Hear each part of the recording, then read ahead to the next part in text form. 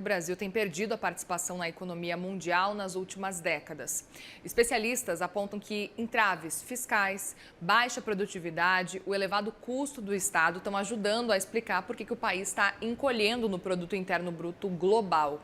Para repercutir essa redução da participação brasileira no PIB global, eu converso agora com o André Valério, economista sênior do Inter. Tudo bem, André? Mais uma vez, bem-vindo aqui no Money. Uma boa tarde para você. Boa tarde, Gabriel. Tudo bem? Tudo bom. Eu quero muito saber a sua percepção diante desse cenário. Por que o Brasil tem perdido cada vez mais espaço? A gente pode realmente acreditar a esses pontos, essas questões fiscais, baixa produtividade? Quais são os pontos que, na sua avaliação, mais chamam a atenção e geram esse sinal de alerta? Justamente, né? O Brasil ele tem diversos problemas estruturais, né? Que eu acho que são notórios já de amplo conhecimento. Né? A gente sofre bastante com essa questão fiscal de um Estado muito, né, inchado, né, com um orçamento já muito carimbado, né? O governo já tem ali, início de todo ano, né, o orçamento praticamente todo tomado já com destinos, né, dos gastos lá pré-estabelecidos, com pouca margem, né? Então impacta a capacidade de investimento produtivo do Estado, né, de infraestrutura, de modo geral. E também, né, esse excesso de tamanho do Estado implica nessas taxas de juros muito elevadas, né? Mas a gente tem também, né, problemas que já são mais de longa data, né, de baixa produtividade geral da economia, principalmente produtividade do trabalho, né, que até houve uma certa melhora, né, nos últimos anos, que a gente teve uma reforma trabalhista que ainda é parcial, né, a gente ainda tem um mercado de trabalho muito rígido, né, que consequentemente gera, né, uma informalidade muito grande na economia brasileira.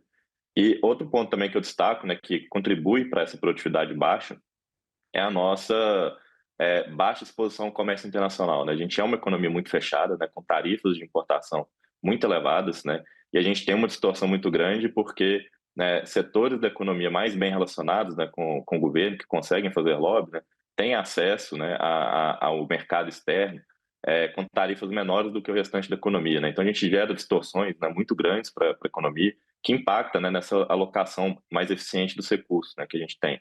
Então, isso tudo no agregado, né, contribui para a gente ter um crescimento subótimo, né, abaixo do que a gente poderia ter, e limita, né, o nosso crescimento potencial aí ao longo dos anos. André, e aí até aproveito para entender quais seriam os passos, assim, olhando para um futuro, para a gente tentar reverter esse cenário. A gente olha, inclusive, se for comparar o PIB do Brasil como um todo, tem crescido bem menos do que, por exemplo, o que a gente viu ao longo dos 10, 15 anos, por exemplo, no movimento do Chile, um exemplo próximo aqui nosso. E aí eu queria entender na sua avaliação qual caminho a gente pode começar a trilhar para tentar reverter esse cenário.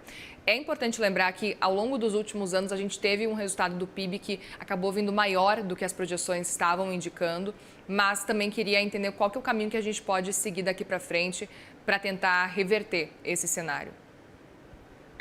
Eu acredito que a gente precisa retomar, né, a agenda reformista, né, em boa parte também até dessa surpresa de PIB que a gente teve, né, pode ser consequência dessas reformas que a gente teve ali a partir de 2016, né.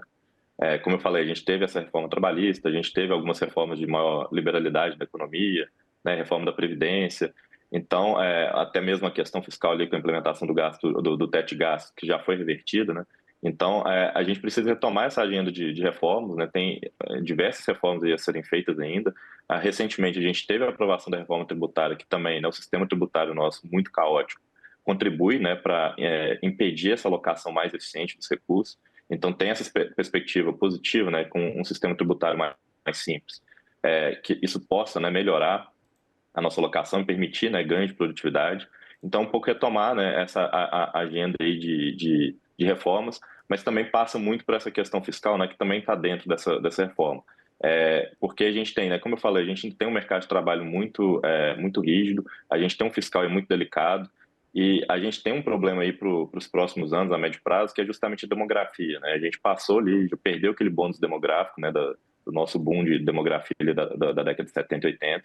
A gente já está com uma taxa de natalidade em queda e acelerada até, né? A gente está chegando em patamares de países que sofrem com problema de crescimento populacional há muitos anos e a gente não enriqueceu, né? A gente chegou nesse período sem enriquecer com os problemas ainda, né, de países subdesenvolvidos.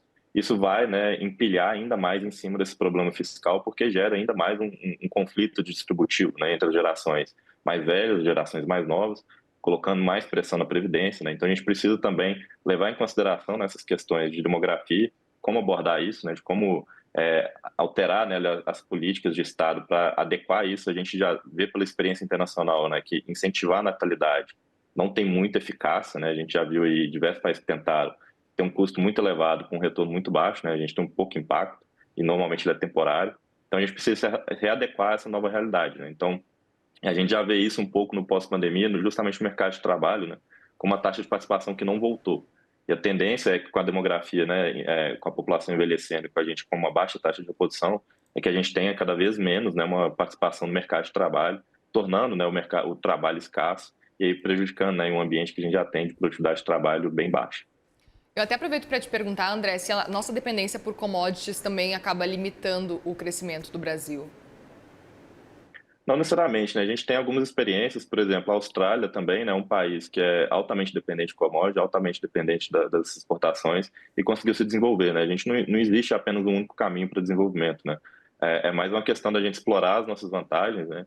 E aí, volta nesse ponto, para a gente poder explorar ao máximo essas vantagens competitivas que a gente tem, principalmente na exploração de commodities, a gente precisa ser mais aberto para o resto do mundo, né? A gente precisa de realizar mais acordos comerciais, a gente precisa reduzir, né, esses entraves a importações, que é justamente para a gente poder, né, acessar, né, mercados mais eficientes, né, com tecnologias mais eficientes, facilitar a adoção dessas tecnologias, que aí, consequentemente, aumenta a nossa produtividade também. O que a gente vê são barreiras impedindo essa adoção e muitas vezes, né, essa adoção sendo desigual, né, com alguns setores tendo esse benefício de acessar, enquanto outros ficam para trás.